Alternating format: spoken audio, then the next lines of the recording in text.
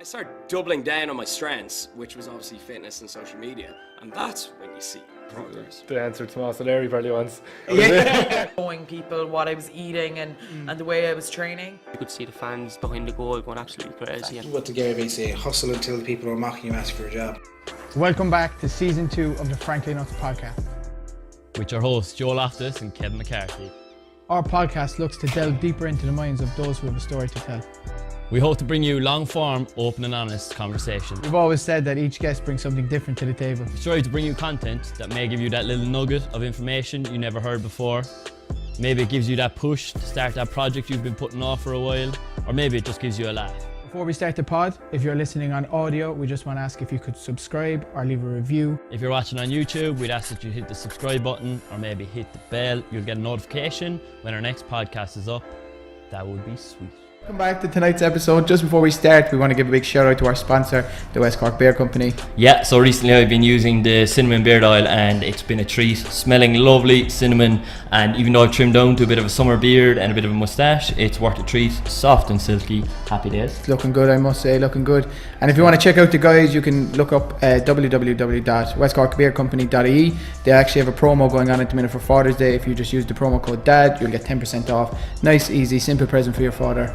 Get it and done. that promo's running till the 16th of June as far as I 16th know, of June, so lovely, brilliant. yeah. And this week on the show we have two gentlemen, one in the form of Shane Murphy and the other is Dan Sweeney, who's actually on the show for the third time, so he's completed a hat-trick. So we'll get right into it, enjoy it, it's a good one. Welcome back, season 2 of the Frankly Nuts podcast, episode 6. This evening we are joined by two gentlemen. One is Shane Murphy and the following one is Dan Sweeney. Dan's on the show for the third time. Hat-trick. Unfortunately, we were stuck for a guest, so we got him. You asked Shane to come along with me, is it? So the two lads run a creative marketing agency. That's right. Here in Cork City called Play Creative Agency. So first of all, we've Shane. He's a North Cork native. A Manchester United fan, unfortunately, and advertising and marketing guru, I would say, and also an entrepreneur. And then we have Dan Sweeney, who is a trail runner. Yes, ultra runner. I had to go in ultra runner. I would have walked straight off if you didn't introduce the trail runner. Also co-owner of Play Creative Agency and social media influencer. So they're two lads. So yeah, that was my little joke, Dan. No, then I was waiting for Joe. I knew it was going to come. I knew a trail runner would come in there somehow, but I suppose you could describe me as a trail runner now because I've ran the trail once, so I take it. Link in bio. I take it, yeah. But I think Joe didn't give himself, Joe's talking about Play Creative Agency. He never actually said that he works within the agency as well. That's true, yeah. I work with the two lads, so this is actually a podcast with my bosses, I suppose, essentially. But he's I think it's important to note that he's actually not on the clock, so he's not being paid for it. Thank God, jeez, we'll be here for the next 5 hours. We just ended it. Get over quick. Yeah, and also we've Kev here, he hasn't spoken yet, but he's also... Do you know what I feel like? Usually when we have a podcast, like, it's me and you, and the guest comes in and they're the ones uncomfortable, they're the ones out of the norm, like, I've come into your environment. Like, you've come into the Lions. Do you know, it's and we've actually against me here. Like, we've had a good day of shooting now, so the banter has been like at 100. Giddiness, everything, yeah. So I just feel like a complete outsider in here, but there's no problem, Kev. You'll be one of us at the end. Yeah. Give it about 15 minutes there. Lads, I suppose first of all, look, you do own Play Creative Agency. Do you want to give a quick kind of summary of what that's about? Like we say, it's a creative marketing agency here in Cork City. How would you kind of define, if you're in an elevator with me for 30 seconds, what is Play Creative Agency? Jesus, here we go. Yeah, just a quick one. Yeah, so we are, as Joe said, we are a creative agency based in city centre there in Cork. We specialise in creative marketing for clients, content creation for clients, and just kind of, anything to do with kind of marketing really is what we do for social media mostly, and digital marketing as well. Lovely. But so... Yeah. He wasted the first 5 seconds saying what you already said. It's 25 seconds gone. I like it. It's always good to go back to what the host said, I like it, Shane. And something I'd love to delve into with Shane especially. So like obviously, as we said, we've had Dan on the show before, and you've had other entrepreneurial ventures, and we've chatted to you about that. But I'd like to chat to you, Shane, about the kind of entrepreneurial side of this, because you were previously in a 9-to-5 job, am I correct in saying that? And this will be your first like entrepreneurial steps, I suppose. True, yeah. So how have you found kind of the process of going from 9 to 5 job, you know, suit and tie every day, looking sharp, I presume. Doesn't look sharp when he comes in here, is it? Or? As you can tell, there's only one man looks sharp inside here. Thanks. That's Joe Loftus. To being essentially your own boss and having almost being in a relationship with Dan as well, like, you know. Yeah, well, to a certain degree, it kind of is a relationship, isn't it? Yeah. But good question. Threw me right in the deep end there. That now starting off. So I suppose it's nearly 2 years since I left. I was working in Red FM. I was working in advertising. I was there for 2 years, and I left in August of 2017. Myself and Dan first got chatting about marketing and digital marketing and video and stuff like that. Maybe 6 months prior to that. Yeah. So I think Dan was still obviously working with the gym and stuff at that time, and I just finished up in August. And between August to again the office here, it was quite kind of a lonely kind of a stretch there, because you're working by yourself, you're in your home environment, you know, you're eager to talk to people, you're like, anyone at all, you're like, oh please, anyone to chat to me. So we used to go to the gym every day just to see what he was up to first off, to have a conversation. But no, it's great. I wouldn't change it for a world, no, but I don't think it's not for, like, obviously entrepreneurship is not for everyone, you know. I think entrepreneurship is more of a new age kind of word that people throw out now, but hustle and grind, like popular on social media. I think that's all smoke and mirrors too, like, you know, that kind of like that kind of wording is all it is, isn't it really? Smoke and mirrors, you just put the work in. If you work hard enough, it'll work out for you, you know. But we've been at it now maybe about 18 years in total. 18 years. Jesus Christ, like 18 years. How long have the boys known each other? Well, he's old, but I'm not that old. But 18 months in total, and it's been good so far. That's the job. And you mentioned you met, was it about 2 years ago you said? Yeah, about just over 2 years. Do you mind me asking how you met first of all, or what's the kind of story there? Because I've heard it before, but I'd like for people to hear, just because I think it's that was actually my next question. I've never heard it yet. Yeah, sorry, I haven't given Kevin a question yet, but can we get you involved? No, in a minute. It's myself and Joe podcast. We'll just stay on here. It's a great podcast, shit. I think it was Joe January time, and I got a text message from KC. And he was like, give this fella a ring here. He wants to do advertising on Red FM. And it turned out to be Mr. Sweeney. Yeah. So I gave Dan a ring, and he was like, all right, boy, it's a story. No, he wasn't. Because I really talk like that. So I met him, and basically sold him a very lucrative package, which was definitely worth it at the time. Yeah, moving on. You invested in it, radio. So Dan, we Dan talked about invested. that in a while, I think. Okay. So Dan invested into radio, which I was selling, and to repay the favour for Dan to sign up, I did PT package in his gym. He actually offered me 3 years membership if I got him on a certain deal, and which I did, of course. I was like, geez, 3 year membership, why not? Right? And let's say Shane had to lose a few pounds at the time as well. More so than what he does now. More so than what he does. That's the way it's going. 7 minutes in. I like this. Raw honesty. That's what we're about. Fat shaming straight away, like.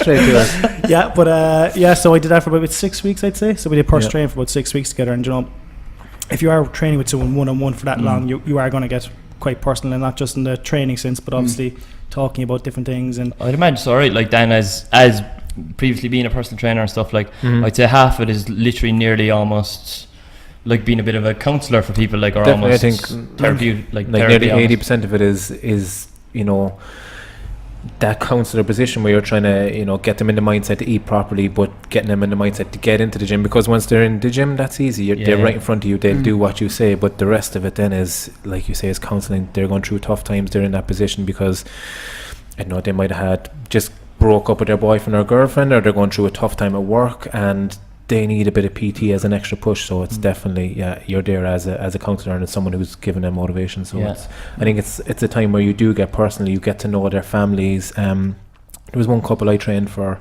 maybe 4 or 5, no, maybe 4 years. They actually were at my wedding, and they have an apartment in Miami. They gave us the apartment in Miami as part of it, as of wedding like gift, for a wedding gift. So we spent some of the time in their apartment. So that's how close you can get to be. You don't have an apartment in Miami, do you? Not what we're saying. Perfect. Nice answer. So Shane, sorry I cut you off. That's all right. Yeah. Back to it. So we obviously trained with Dan for those 6 weeks, and we chatted about video marketing and marketing in general. And Dan's time was kind of doing small bits with other businesses as well. kind of skit videos. Was it kind of more so? It was kind of it was more collaboration with the business that I had at the time. That it was I was creating our content, but then we were teaming up with different local businesses just to get a bit more exposure and collaboration, and they would ask for some help. So I kind of seen that there was a bit of a business venture in it. There was a market out there for it, like definitely, yeah, because like social media it wasn't early then, but people.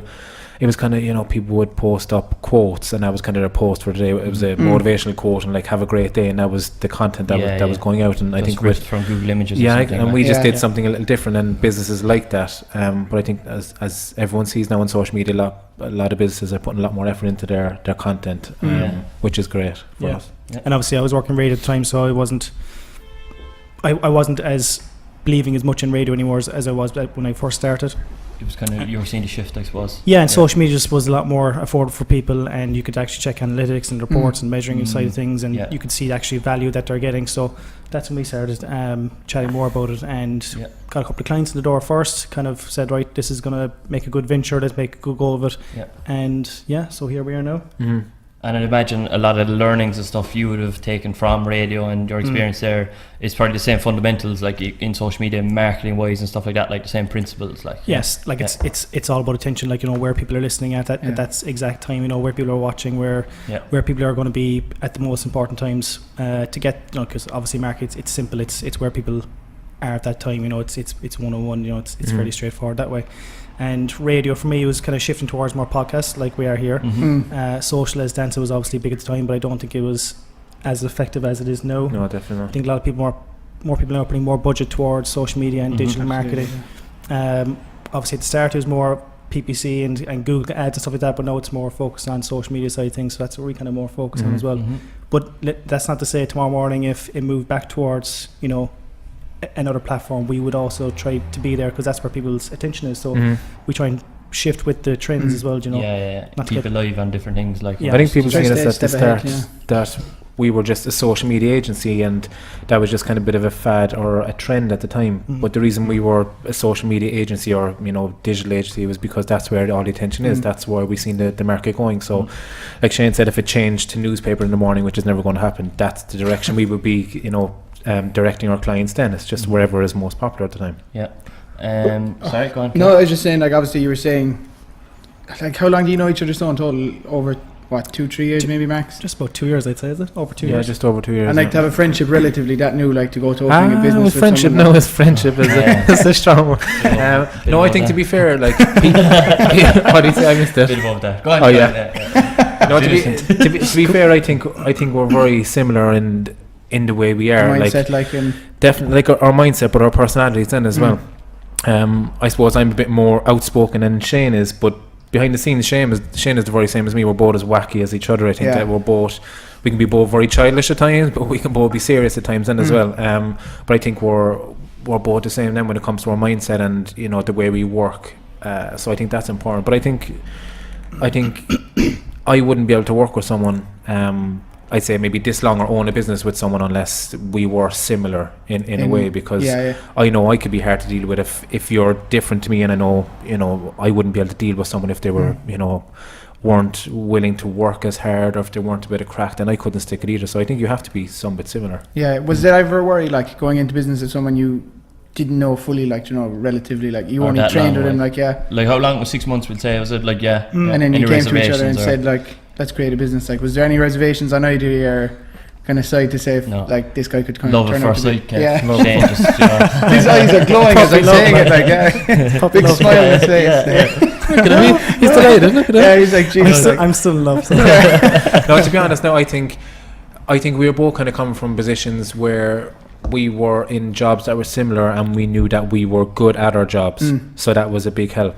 If he was just someone who I'd never knew what kind of a worker they were or what position they were in, and if they didn't have a job, not a hope I would have went into it. So it was kind of it was easier that way. And I think like we both complement each other. There's different skill sets to it, so we weren't both videographers, we weren't both photographers, he wasn't doing advertising.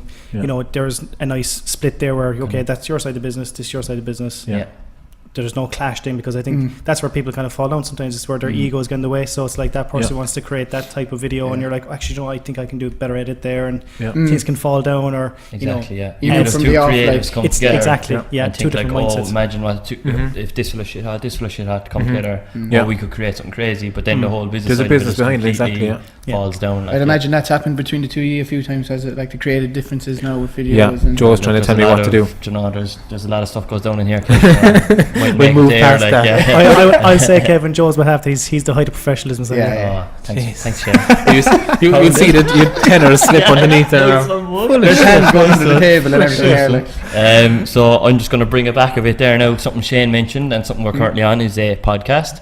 Currently on Cork's #1 podcast, Frankly Nuts. Been around since 2017. But yourselves, yes, you have your own podcast. You have and probably have had a number of podcasts. One I formerly was a guest of, an unofficial guest apparently, according to Shane. That was Titchy Guy's podcast. I actually remember hearing that. You currently have the Airplay podcast, and you've done a few episodes today. Is it 3 or 4 episodes, I think, today? Yeah, so we've done. It's primarily more business focused and marketing focused. So that's what we're kind of looking at. Really, obviously, it's just a tool to help us promote our own business, but also it's great to talk to like-minded people in the business world. I think we've done, is it 3 to 4? Yeah. Like, to be honest, like we said, and I think you'll find this is going to be interesting to get your take on it, throw it back in your faces, is that I love that. You know, quiet. I had something else in my head there all together. But like we said that we were going to do one every single week, because we thought it'd be easy to get guests, and it's like no problem. But sometimes I think work gets in the way, but what we find is the hardest is to get guests, because you'll have a certain type of person that you want to get on. Obviously for us it's a business person, man or woman, to come on and share their experience, and sometimes they're too busy, or there's not that many people out there that we generally would be interested in talking to, and I don't mean that in a bad way. It's just kind of like, no, I can see that exactly, like so that, it can be very I thought you were being sarcastic there. So I think where the hands went and everything. So I think it can be hard to find a guest as well that you think you'll be interested in talking to, and that your guest will be interested in talking to. So, because yes, there's loads of people out there you can get, but if you're not interested in talking to them, then what's the point? Oh, I wholeheartedly we go through periods of that, like we always say that we want to get guests that we're both interested in, because I think you actually see it in the podcast itself. Like, if there's one fella not interested in it or whatever, you don't get the same podcast, like, the same vibe or anything like that. You truly need to get people you're interested in. It can be awkward, can't it? People could have great stories, but you just mightn't be that interested in it. It mightn't be as part of your interest or whatever. And it's just, and it's hard. That's why I think then as the host of it, then you can understand why, when you're looking at a show like the Late Late Show or any of the talk shows in the States, you can understand why sometimes the host doesn't come off great, because they just mightn't be interested in that person's story. Like you said, it could be an amazing story, but it's just like, I'm not interested in, if they're not interested in sport, and that's a sports person. So it can be definitely hard when it comes to things like that. I wonder, are they just fed, say Late Late Show, no, Ryan Tuberty, are they just fed guests, we'll say, like, so is there like researchers in the background who are, is he just fed guests, like, so this is the lineup next Friday night, here's A4 sheets, bullet points, like, this is what they've done, like, it follows, that's it. I reckon it just follows a routine, like, you've got someone who's in sports, you've got someone who's like something tragic has happened to them. There's always kind of a routine, like, so I think it's just everything every week. And John probably keeps things simple as well, where it's it's aligned every week, so you know exactly what type of guest is going to come on, like, so I think we've seen like a lot of people not a lot, there's a few people in Cork that have been on the Late Late Show recently, and they've been contacted by the researchers from the Late Late Show, and then it's fed forward. I don't think the host would know about it until the week of it. He's probably busy enough focusing on his role, I suppose. If you had a dream podcast guest, we say even within the industry of business or marketing globally, who would it be? I'd like to ask each of you individually. Oh, if you don't mind. It's the toughest question ever to be asked on a podcast. I have an answer if you ready now? You go first. I'd go Casey Neistat straight away. Nice. I think just because, good call. Nice. Just because that he's kind of came from nothing really to where he is now, multi-millionaire, and a massive business. But a massive following, and he's hard-working type family guy as well. And I just think he's an interesting character and real creative person. But he's extremely smart as well. Anytime you've seen him give a talk or be on a podcast or on a show, he knows what he's talking about. He may have got lucky, but he worked hard enough and he's smart enough to head down the right direction. So he would definitely be one for me. a good one. I put in business world or just kind of in general. It could be creative if you want. Give us both, maybe general. Yeah, if you just had a general interest one, be brilliant as well. I'll go business first. Thanks, Joe. But I suppose Casey Neistat is a bit of both. Yes, great. Like, you know, it's because he Thanks, certainly has marketed himself to get to where he is and stuff, and he's creative. I go Steve Bartlett for the marketing one, I suppose, first. Yeah. Good one. You actually met him, didn't you? We did. We met him. Yeah, we'll DM him there. We'll hook it up. No problem. But again, it was just cool to hear his side of the story from obviously social media. So he started everything on social media and just grew that way to where he is now. Where he was actually buying. Wasn't in his talk. He bought like pages and stuff like like when he first started out. There might have been this page that might have had 50,000 likes on Facebook or 100,000 likes. Like met your man on the street corner, gave him £50. You rang gave him the thing and kind of snowball from there essentially. Yeah. It's amazing, isn't it? Yeah, he just saw a trend. I like that you were sarcastic. Yeah. Amazing, isn't it?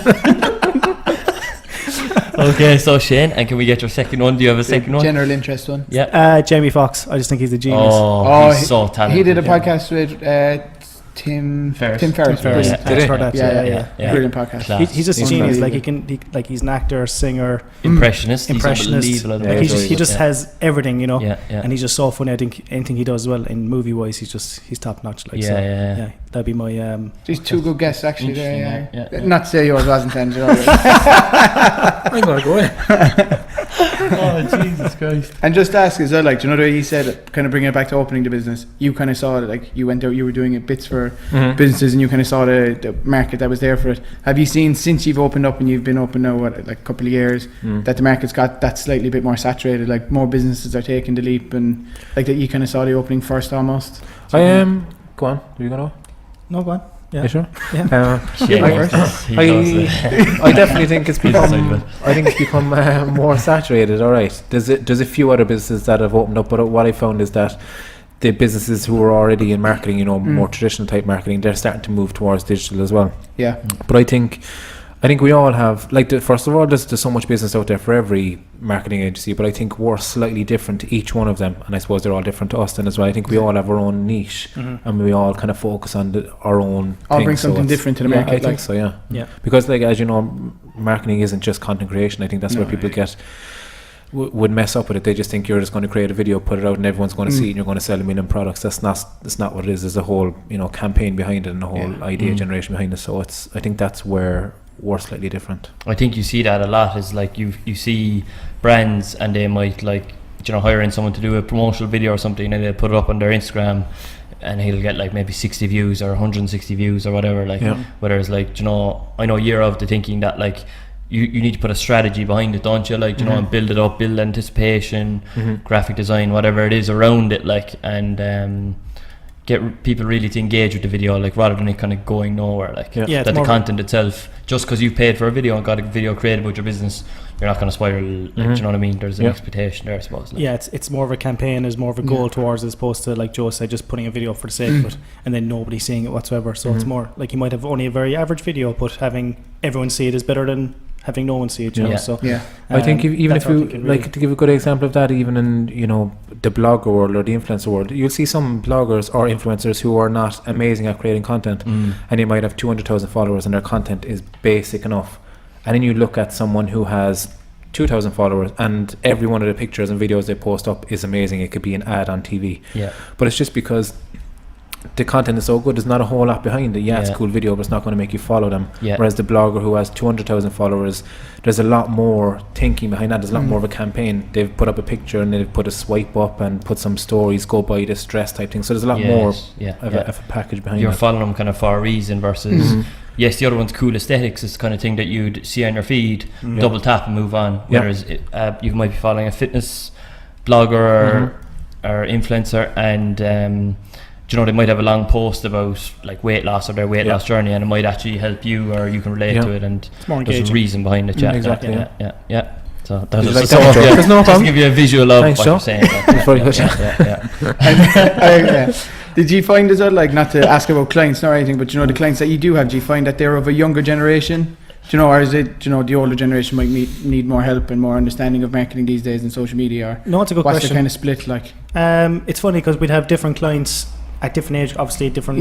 You'd see there are some positions. You'd see a really young marketing manager, and they're kind of our age group, and they really want to focus on more social media, digital marketing side of things.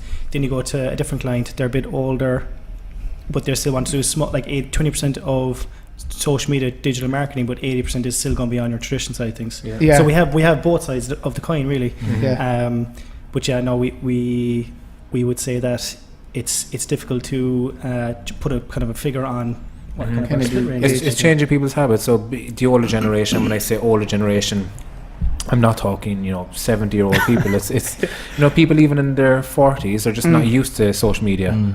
They're not as tech savvy as the younger generation. It's just so new, and they're just so used to being on newspapers, being on radio and different magazines, etc. So social media is kind of seen as the last thing to use, whereas I think the people that are coming through now, people that are our age, even in 10 years time, I think a lot more businesses and brands are going to be spending like 90% of their budget on digital. When I say digital, it's not just social media, that yourself is creating the content behind it as well, but and then maybe 10% on a few newspaper ads if they think that will work for them in a certain area, but it's definitely heading that way. And do you think traditional methods are gone now? Like, do you think radio, papers, they're not as worthwhile anymore, like focus solely on the digital aspect?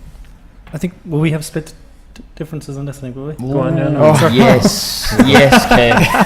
Yes, boy. Let's see with that. Love a bit of debate. Actually, no, I think we're going to... Because obviously, like, you do come from that side, like, you do come from radio. I know you're in digital. I think it depends where the brand is, first off. So a lot of places, let's say down in certain areas, they will still read a lot of newspaper. So, obviously... You're North Cork kind of... North Cork, West Cork and areas, they still buy the paper, so that they should still probably be advertising to a certain degree in the newspaper. Your city centre businesses probably shouldn't be, because nobody's buying the paper up here anymore to a certain degree.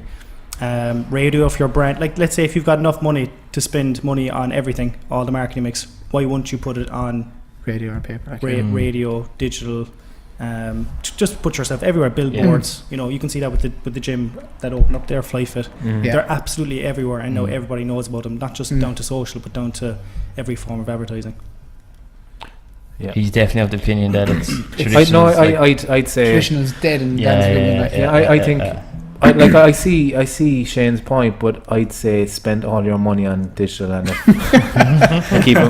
keep everything away from everything. And just fuck because Shane's opinion, really, exactly. And it's just because if you look at it all comes down to cost. So if you look at the areas where people are still reading newspapers and people are still listening to the radio, it's a lot of rural areas where the population is smaller anyway, so it's going to cost you a lot of money to reach a smaller population, whereas you can get that money and use that money to do marketing that's cheaper on social media and reach a bigger population. So I would definitely be taking as much of your budget as possible, and I think it's something we agree on but disagree on slightly with certain things, but I'd be trying to put as much money as possible to digital. Even when the local elections last week, I was so surprised that not one councillor went 100% into social media. Like, when you look at all the posters that are around, there's talks that they cost €10 each, and I think a lot of the big ones would have had maybe 500 posters. I wouldn't be surprised if some had 1,000. So that's 10 grand or 5 grand for posters. Why didn't they take all of that money and do something clever to get people remembering their name and say, right, I'm going to take that 5,000 budget I have, I'm going to give some of that to charity, or I'm going to give it to do this in an area, and I'm going to run all my campaign on social media. I can guarantee that people would remember their name straight away because it's something different. But every one of them went the traditional way and expected people to vote for them by getting a knock on a door once every 4 years or seeing their picture on a poster. So I think it's looking at where the attention is and doing something that's slightly different. I think the only politician I saw actually was Donica that you had on your podcast. Oh yeah, he had videos up on social media and like that made and he wasn't even running. What is it? I saw your podcast. Go on. And he wasn't even running. Yeah, he was more so promoting. He was promoting the three other people who we had. One got in, the other one lost out by like 5 votes, and I don't know about the other one, but like, it's where everyone is right now. If you look at even, and I know like we didn't plan on talking about the elections, it's on topic but off topic, but it was something like in Cork City Centre, was it 52% or something, or it's 52% of the people didn't vote. So if you're targeting like those people on social media, and I think a lot of them would be, because a lot of them are going to be younger generation. If you did something different and talk to the younger generation on social media, you would have got a lot of people out to vote for you through that. So yeah, I do think that in time radio and newspaper is going to not die. I think it'll be a lot cheaper to advertise on them because people won't be advertising on them that much. There's not a need for them as much as. I think when you're listening to radio, you hear what's on the radio, but you don't listen. I think on social media you're spending time on it and you're watching what's happening. Yes, you don't take in everything you see, but you're still more interested in it because your focus is on that. Whereas when you listen to radio, you're either in work or you're driving along the road. And with Instagram ads, do you agree with that? Because if I go on my stores and I see an ad, the first thing I'm just gone, like flick it away. It's a waste of my. Same with YouTube. If I go on a video and it's a 20-second ad, I'm more so going to click out and not watch it, like, because I'm not waiting there 20 seconds to.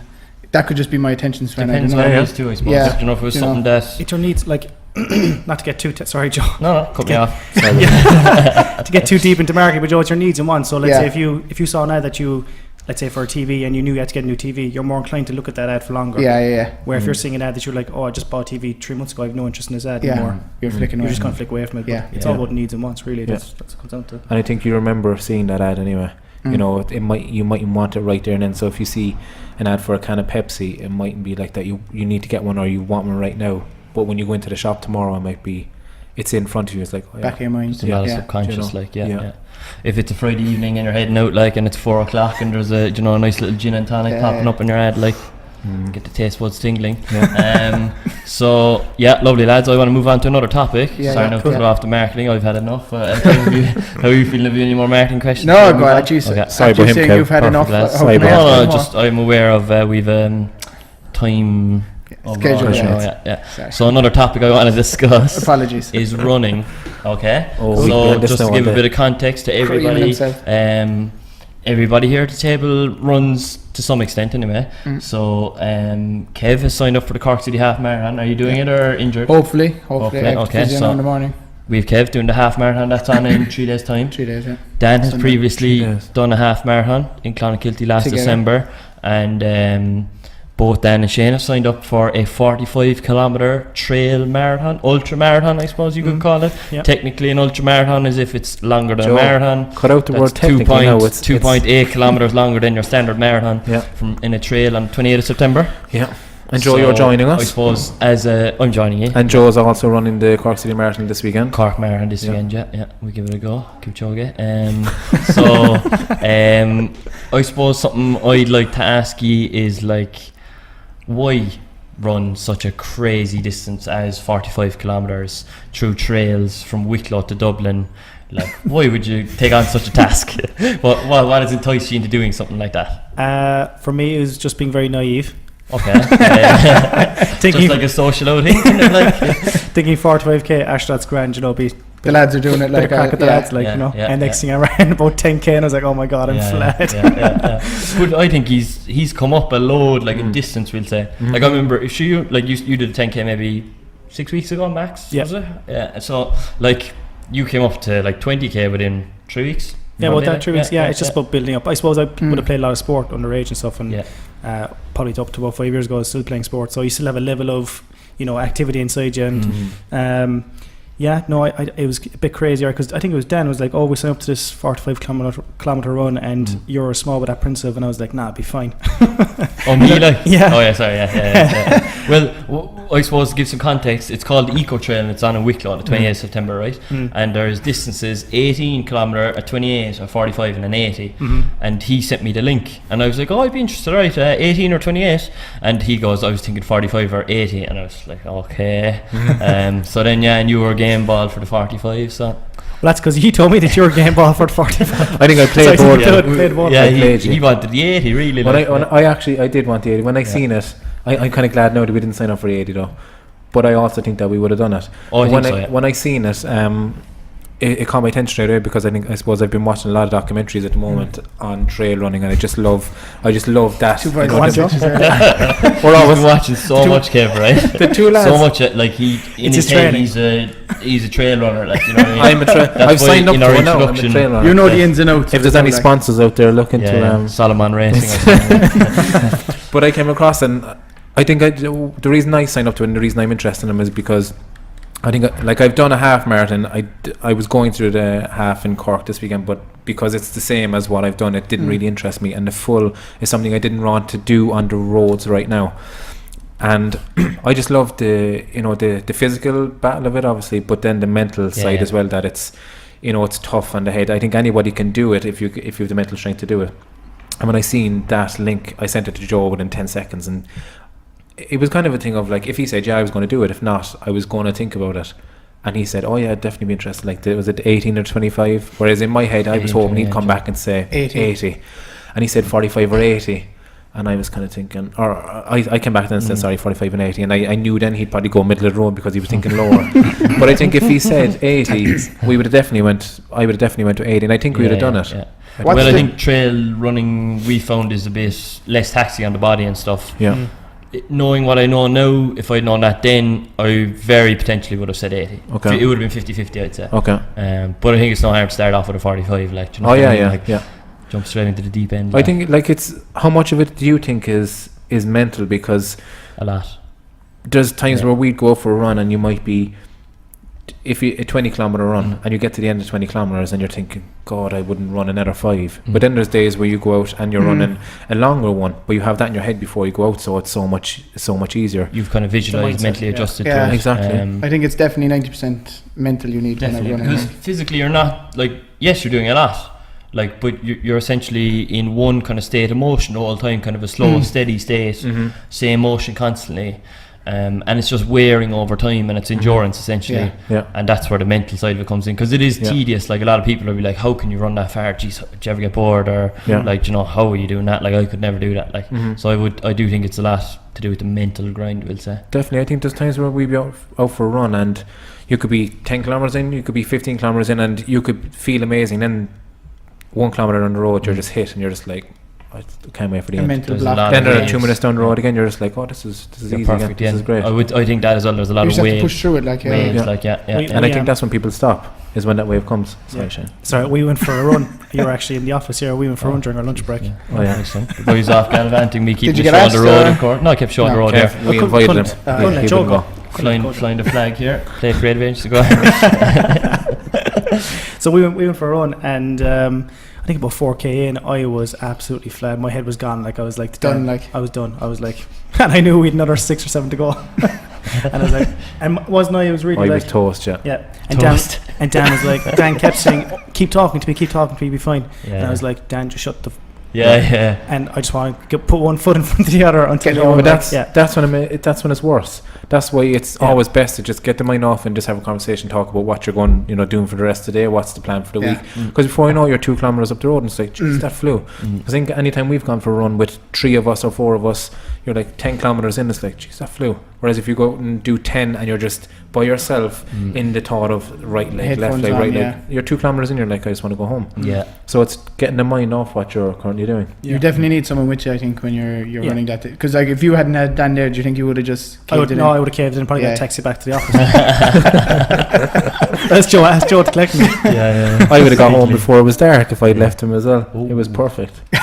Crawled back. He came straight in and lay down on the ground on the yoga mat. And Joe tapping away on the laptop. Keep the show on the road. Keep on professionalism. Would you have found that then, doing the half marathon with Dan? Do you know that you trained together? Needing someone there with you, like, it's definitely easier now, I'd say that. Definitely easier. But there's a lot. I love doing it on my own as well. I just like that. I don't know whether it's actually almost like an active form of meditation, because you're out for hours. But it's a release from the world, essentially. Through your headphones or whatever. It's you and your thoughts for a couple of hours. I can just. The funny thing about the half marathon is we finished this, and I was like, I would never do a full, like, I said, how do people do a full, like? You were done. But then it was like Dan was saying that, he was thinking about doing the half marathon again, but it didn't feel like a progressive step, we'll say. I was the same. I was like, I don't know if, like, a half marathon wouldn't stimulate me, essentially. So I was like, I'll put myself in for the full. And we'll see how we go this weekend. Like, if you want to check in for the result, it'll be on JDoff1 Instagram. Oh, there he is. By the time this podcast is out, you can check in there from when it's post and see. And you'll have your handle pop up there now, will you? The whole thing, And what are you trying to do time wise? Trying to break 4 hours, so like I suppose for an average runner or an average person, usually I think 4 hours is the kind of target to break. It's said that it's like the top 25% of the field is usually around the 4 hour mark, so give it a go. And I'm going to put it out there now, and I'm going to say Joe's going to beat 4 hours, no problem. I think he'll beat it by 3 or 4 minutes. Yeah, I do personally think so as well. Like, yeah, so. You should have left it. You shouldn't have said anything there. No, I know I could be humble, but I don't want to be like, you know what I mean? Yeah. Yeah, I'll be myself. You be no, you. but in fairness, that I think, you know, when you ask someone about a time to finish a marathon, and no matter what time, I think most people don't really understand. They just think, oh yeah, okay, whatever, you know. But when people are running, then if they hear 2 hours, you know, amazing. Well, you know, I'm going to run in 2 hours, but you know, 3 hours, 4 hours, and you kind of judge someone on their time. But you know, before you judge someone on the time that they've run a marathon, actually think of what it actually takes to run a marathon first of all. And it's insane. I don't care if someone runs it in 6 hours. It's like to run that distance. And if someone laughs at you, just shove it in their face, because a lot of people couldn't do half that or even a quarter of that. And a lot of it, like Joe, like we see Joe has run, like he had to run a 32 kilometer training run last week, and you get nothing for it. You know, you just have to go home and just cry yourself to sleep for the rest of the day. Exactly. So people don't see that. People just see you on the day starting and finishing. It's like, oh, well done, fair juice. But it's like, I had to run about 500 kilometers before that training in a few weeks before. Get your body ready for it. So like, my hat's off to anyone who runs a marathon. Yeah, because everyone, do you know the way it's a big thing individually, obviously, when you're training for it, and it's this kind of goal you've geared up to for maybe 12 weeks to 18 weeks or whatever, or 3 or 4 in my case. But everyone on the day, it's their big thing, like, you know, whereas you're just another number to everybody else kind of thing. Like, so it is a big thing, like, people, you know, are like, anybody on that course, fair fox. Like, I think people don't get it. Like, when, you know, if you said to someone, oh, you finished a marathon, they go, I just ran a marathon today. It's like, oh, did you? Yeah, oh, great. fair play, it's lovely weather, isn't it? They just don't no get it. It's when someone runs, or someone's into sport, or they actually go out and do a 5 kilometers, and remember that a marathon is 42.2. And then it puts it into perspective. That it's kind of like, all right, okay, a marathon isn't as easy as what you think, like, you know. And look at the times that people are running then, and it's crazy. Yeah, and then it's just, you hear people who are doing it in 3 hours and 2.5, and people then are doing ultra marathons like the two of yourselves. Joe, do you know? And it's just like crazy. People are doing 200-mile races, like real ultra runners, like insane. I said it to you already, I think last week, that next year I'd love to do like a 100-kilometer race. And I think for anyone that doesn't know about ultramarathons, it's not a case of you start at the start and you keep running all the way until you finish at the end. If you do, great, but a lot of time it's, you know, there's certain parts that'll be so steep going up the side of a mountain that you'll basically be trekking up. You'll have to walk up it, and you're able to eat as you go and drink as you go. So it's a real expedition almost, that you're out for a lot of the day. Sometimes it's 24 hours, and it's a mental battle the whole way. But yeah, it's something I definitely recommend to a lot of people, is to take up running. Have you thought about a time yet for the ultramarathon? Like, what's the average, or what's the... Go on. Do you want to say, like, I don't think there is, like, so the marathon, obviously I'm very time, and I'm very kind of like that anyway, just because there's a bit of competitiveness, I think. But I think with the ultra thing, like, with a marathon, you can judge it off other marathons because it's a universal thing, like, you know, there's kind of time standards. Whereas, like, this thing, it's the first time this track has ever even been used. So, like, a 45k trail in Wicklow versus a 45k trail in France, completely different because the elevation could be way different, or it could be a way flatter course, and your time could be way different. Like, so I don't know if it is that much of a thing. Like, obviously there probably will be a certain time we want to do it in under, just to be somewhat competitive. I think we do it in 6 hours. I think we do it in 6 hours. But there's an 8-hour cut-off time, I think, is there? Yeah. I think, and for the 80-kilometer one, there's like a 12-hour cut-off time. So I think you've 8 hours to do. I think we could do it in 6 hours handy. But it depends on the course, you know, on the day. If it's a sunny, well, it's in September, it's not going to be exactly roasting, but it could be really warm. It could be humid, and if it's lashing rain, and then, you know, the track is slippy because most of it is off road. So it depends a lot on the day. But I think, again, anyone that finishes it it's cool. Yeah. But sorry, Joe. I think, like, we're going to be doing a lot of training for Henry. I think it's still like 3.5 months away. Oh yeah, we're primed already. Like, sure, you'll be ready then after Sunday. Like, you could take a couple of months off. But I actually do think we've enough running done that we could, like, if it was next weekend, we'd do it. You know, that we're in that position. So I think between now and then it's almost setting another goal, do another bit of a trail run or another half marathon or something. Yeah, we'll see where we are then. Maybe do another one in a couple of months' time or something. See how we go then. Yeah. You're definitely mentally in the frame for it anyway. Like you're we're all confident out. Yeah. I think that's a big thing too. To be honest, like you can't psych yourself out of it. You just know it's going to be long. Absolutely. Like we'll be doing it with like backpacks now, and you have yeah. your flapjacks, your energy gels, and you might take a 2-minute break. Yeah, Do you know it's like a big expedition kind of a thing, and there's actually a fourth man joining us as well, Brian, Shane's friend. Okay, yeah. I think good to give him a shout out, I suppose. Acknowledge him after the 3 years. Yeah. No, it's all. He listens as well now. I'll tell him to listen. What this time is that? segment, make sure he just watches for 30 seconds on YouTube. That gives us the views. So, Kev, I actually want to ask you as well, because like you've done, so you did the Sonia O'Sullivan 10-mile race only was in the last month or two, and you're doing the half marathon. So what are some of the big learnings you found from taking up running and a bit more seriously and longer distances and stuff? I think the big thing, I thought anyone can do it. I think that's the big takeaway I've learned from it. Because beforehand, if you told me I was running 16, I never ran before. Like I wouldn't have been a big runner or big into fitness. And to run 16 kilometers, I was like, geez, I'll be flagged after. Like I'll be dead. But once you build up the training for it, you're fine. But I think, as we said, like it is 90% mental. Like obviously, there's runs when you're training for it. You're like, fuck, I don't want to go out and run tonight, or you know, you don't want to do this or that. But once you kind of just push yourself to do it, the reward at the end of it, I think, is the main thing. Like just individually, like for yourself to go away and say, fuck, look, that's an achievement for me. Like and the half marathon, I'm not going out to break records. Like, but you struggled with injury and stuff as well, haven't you? So since Sonia Sullivan one, just overloading on the knee. He said, like the physio, because obviously I used to run before. And then I went out training hard for that. I was running whatever, like 30 kilometers a week, 40 kilometers a week. And then obviously my body didn't know how to react to that. And too much strain on the knee. Like, but hopefully now I'll be grand now for limp over the line one way or another. Right? Limp over it, like But I think with any distance, you can't be middle of the road. You have to you're either you don't want to run, and any distance is a struggle to you, and mentally it's hard, or it's just like you're going home for any kind of a distance. You have to be going out saying like 45 kilometers, 10 kilometers, 16, whatever, and saying this is going to be cool, I'm looking forward to this, and it's a challenge. Because if you're going out saying, oh my god, I have to do 16 every time, I know there's times that you don't really want to do it, but if you're going out every single week saying, oh, I have to do a 40k run there now, I hate this, then you're not cut out for it. Don't do it, because you'll hate it. Pick up something else, pick up tennis or something. Nothing against tennis. All of you was gone shitting on tennis.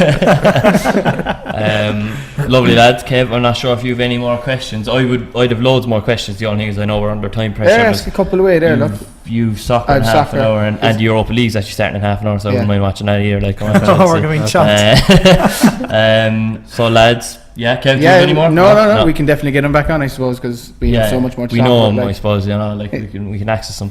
But lads, thanks a million. Pleasure to talk to you about marketing and running. A bit of a strange mix, but I think strange mix, but they go together. Work and play and life balance. Work and life balance. Shane, thanks a million. Cheers. Best luck with your future endeavours. Dan, thanks a million. Thanks for having us on that. Cheers, and thanks for the mug. No worries. I was supposed to say a hat trick on that, but it didn't.